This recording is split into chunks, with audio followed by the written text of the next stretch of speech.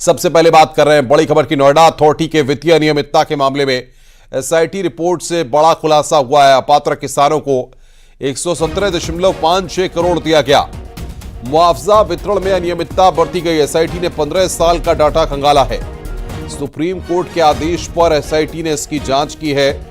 3 सदस्यीय SIT team ने जांच की है। इस मामले में 2 अधिकारी पहले ही सस्पेंड हो चुके हैं। तो बड़ी खबर इस वक्त हम बता रहे हैं आपको। अपात्र किसानों को 117.56 करोड़ दिया गया।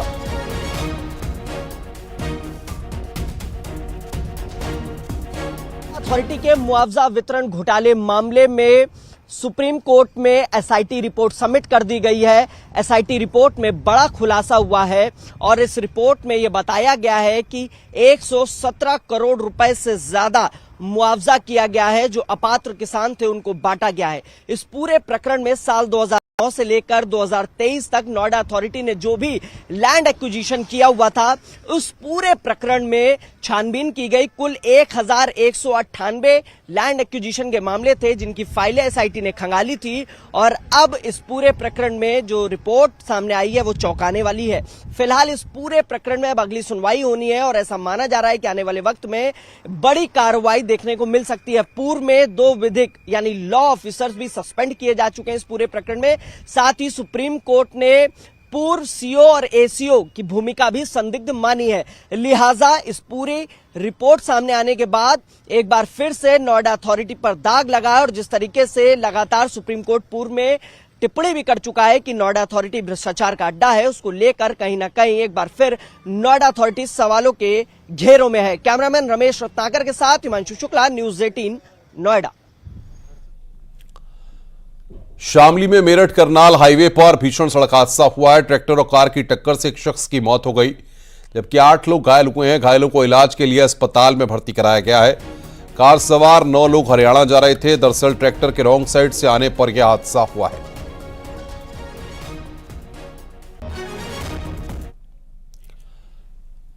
बुलंदशहर में कार और ट्रैक्टर ट्रॉली की भिड़ंत में एक की मौके पर ही मौत हो गई और 3 लोग गंभीर रूप से घायल हो गए। मौके पर पहुंची पुलिस ने घायलों को अस्पताल में भर्ती कराया। घायलों की हालत देखते हुए डॉक्टरों ने हायर सेंटर रेफर कर दिया है। पुलिस ने मृतक के शव को कब्जे में लेकर पोस्टमार्टम के लिए भेजा है। कार सवार अलीगढ़ से सगाई समारोह से वापस खुर्जा जा रहे थे, तभी थाना अररिया के NH 34 के पास हादसे का शिकार हो गए।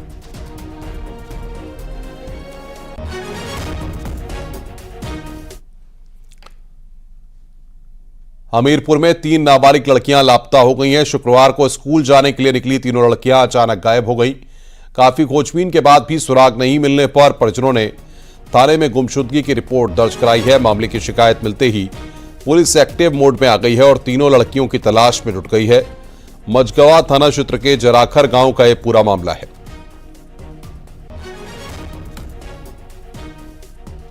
तो कल स्कूल के लिए निकली थी ये लड़कियां, गायब हो गई हैं। ये बड़ी खबर हम आपको बता रहे हैं। लड़कियों की तलाश में पुलिस जो है वो जुटी हुई है। 3 नाबालिग लड़कियां लापता हुई हैं। एआईएमआईएम ने एक बार फिर समाजवादी पार्टी पर निशाना साधा। एआईएमआईएम ने कहा है कि मुसलमानों के साथ कुछ भी हो जाए, अखिलेश यादव को कोई फर्क नहीं पड़ता। मोहम्मद फरहान ने कहा कि आजम खान और उनका परिवार जेल में है, मुसलमानों पर जुल्म हो रहे हैं, लेकिन अखिलेश को कोई फर्क नहीं पड़ता।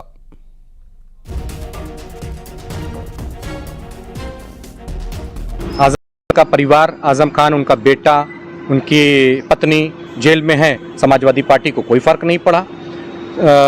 सलीम इकबाल शेरवानी साहब को बेइज्जत करके निकाल दिया पार्टी से, उनको राज्यसभा नहीं भेजा, अपमानित किया, कोई फर्क नहीं पड़ा। इरफान सोलंकी आज काफ़ी दिनों से जेल में है, उनकी वालदा, उनकी बीबी, उनके बच्चे दर की ठोकर खा रहे हैं, समाजवादी पार्टी को कोई फर्क नहीं पड़ा।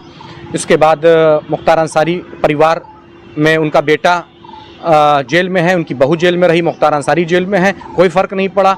हमारी मस्जिदें हमसे छीनी जा रही हैं, उनको कोई नहीं फ़र्क पड़ा। न जाने कितने मुस्लिम भाइयों के घर पर बुलडोजर चले, उनको कोई नहीं फ़र्क पड़ा।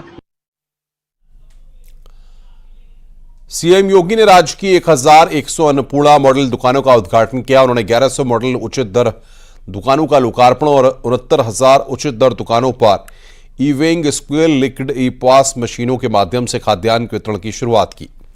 इस मौके पर सीएम योगी ने पहले की सरकारों के कामकाज पर गंभीर सवाल खड़े किए।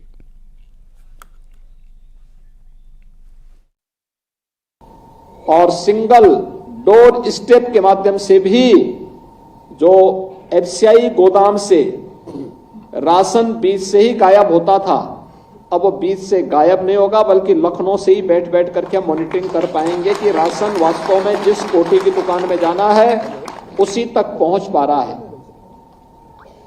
यह जो परिवर्तन देखने को मिला है, यही है सबका साथ और सबका विकास। उत्तर प्रदेश में एक बार फिर मौसम का मिजाज बदला है। अलग अलग जिलों में तेज हवाओं के साथ बारिश हुई है। बारिश से तापमान में गिरावट आई है। हरदोई, मथुरा और कानपुर में भी बारिश हुई है।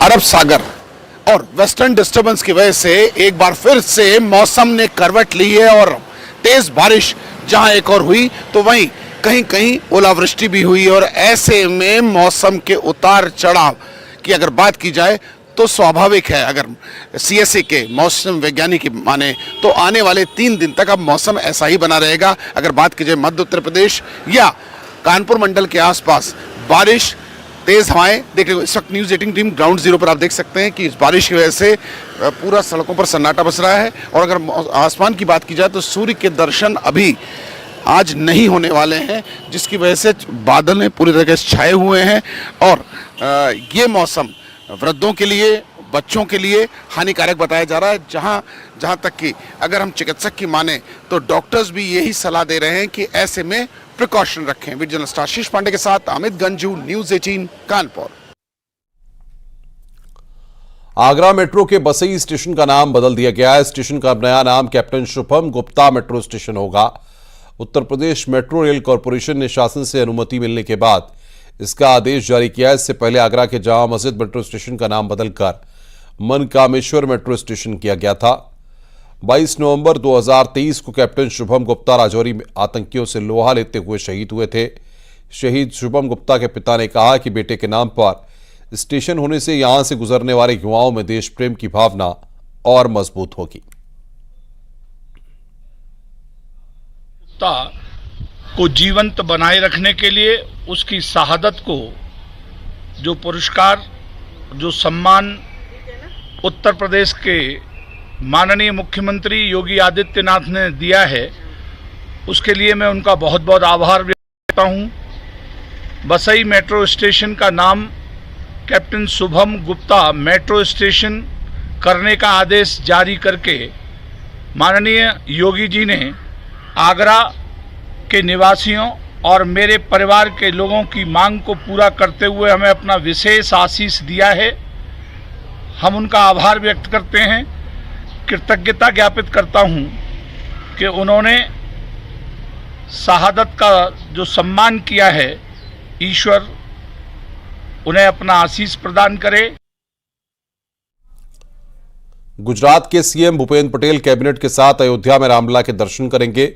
गुजरात के मुख्यमंत्री भूपेंद्र पटेल के नेतृत्व में 25 सदस्यीय डेलीगेशन अयोध्या पहुंचेगा। सुबह 11 बजे गुजरात कैबिनेट के सभी सदस्य महर्षि वाल्मीकि एयरपोर्ट पर विशेष विमान से पहुंचेंगे। 22 जनवरी के बाद से अब तक अलग अलग राज्यों से मुख्यमंत्री कैबिनेट मंत्रियों के साथ अयोध्या पहुंचकर रामलला के दर्शन कर चुके हैं।